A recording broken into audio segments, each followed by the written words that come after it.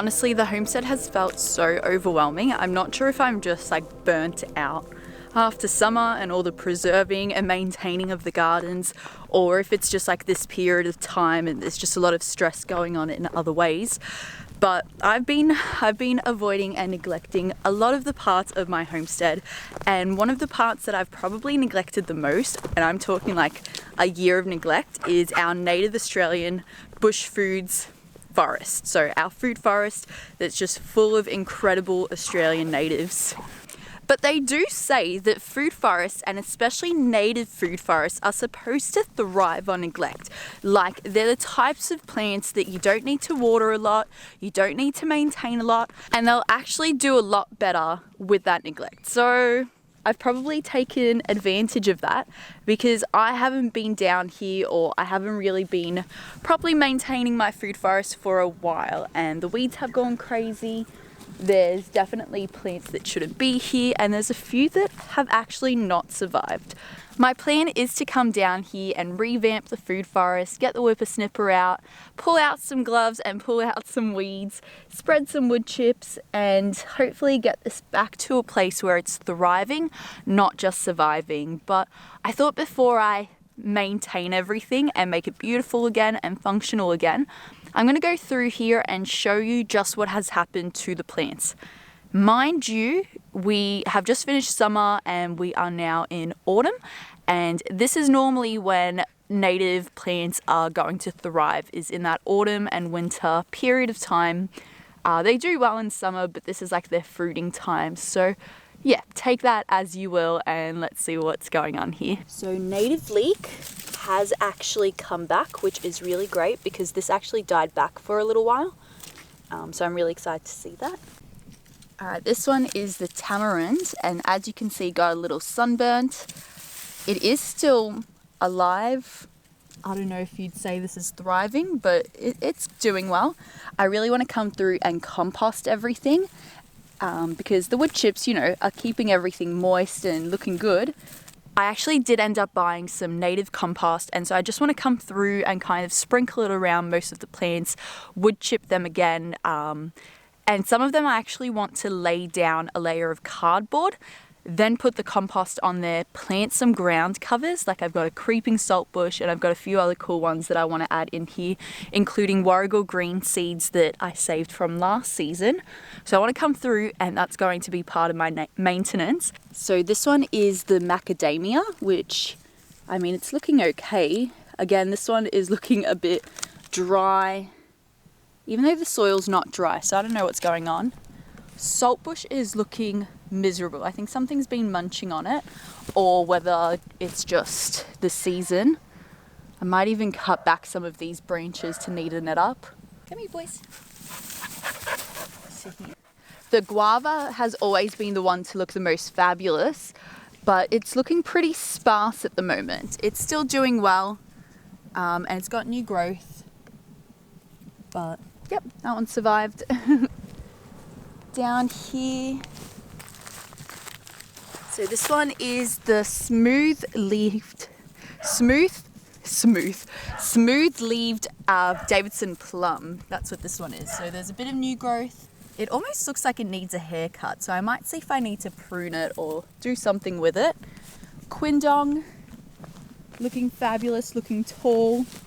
So it's as tall as me at this point, and I've loved kind of recording myself next to the quindong because this one's going to grow to 18 meters tall. Like, it's going to be well up there one day.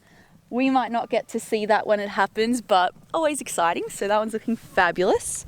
This one's definitely been munched on, and I did consider whether I should like protect some of these younger plants from the natives, but it is bouncing back a little bit.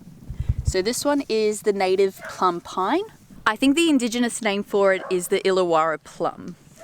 Then over here, and a lot of these name tags are starting to fade, so I'm gonna have to find a way to put them back on again. This one is, oh, see, this is one that's faded like crazy. Native gardenia is what this one is. It's not looking too bad. Over here behind the weeds, is the ginger, and the ginger's actually doing pretty well. So ginger naturally is going to die off. That's how you get the root. And then the new growth means that it's thriving again. So I'm sure if we were to dig down, we would find the roots of this plant. But I don't want to harvest it or anything, so actually can't see anything. Leave it alone. Now, as far as neglect goes, the wild currant is definitely one that probably would have been better off to be guarded from the natives. This one had all of its leaves munched. Luckily, some of them are starting to sprout again, so I might come through and put something around it, whether it's netting or something to protect it as it grows. It could just be a seasonal thing. Like, this food forest has only been around and I've only been growing it for about a year, so for all I know, it could be a seasonality thing where some of the trees lose their leaves. Not sure. This one has done well from the beginning. It did get munched on, but it has come back better than ever. I always forget the name of this one. But there it is there. Oh, you're so cute. Hello. You enjoying the food forest? The food forest is for all, so that's what that one is. Just keep that there. The Dianella has definitely not survived. And I'm quite surprised by that, but that's that. I think it got munched on and then it just didn't come back. I did lie, there is this one Dianella that is somehow holding on, so it might still be okay. We'll see. And then the bush basil is still doing the best in the food forest. It looks like it's just about to put off some new growth and then some flowers, and plenty of seeds have fallen from this one. So I love to see that. Native oregano is doing well as well. It has been munched on, like many others around here, but not too bad to affect its growth too much. So I'm fine with that. Native violet is doing really well. And naturally, by letting the food forest and just this native bush overtake this space again, we've had these beautiful native creeping violets come back too. So, not those.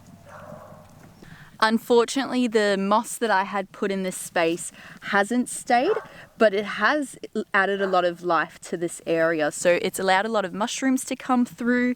It's also allowed this native creeping ground cover to come through. I can't remember the name of it, so I'll have to make sure to put it up on the screen for you. But those are the things that have survived neglect in our food forest. They're the plants that were able to thrive even though the natives were at them, even though they were completely susceptible to the elements of the weather and the soil here. And most of them have done surprisingly well. I mean, I haven't been down here to properly maintain nor look after or pick from the plants for about a year. And even though I'm about to do some serious work in here, for the most part, this food forest has looked after itself. And some things died, some things thrived, other things just kind of stayed put, and that's fine too.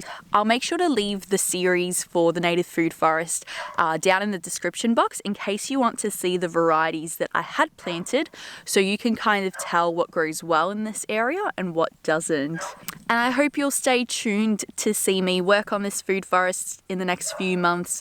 Of course, we are still busy with building the bus and homesteading and all the other things that we do around the homestead, but I am prioritizing the food forest this year as well. I do want to see it thrive, even though we most likely won't be here to reap the benefits of it once it's grown. I think it's good to give back.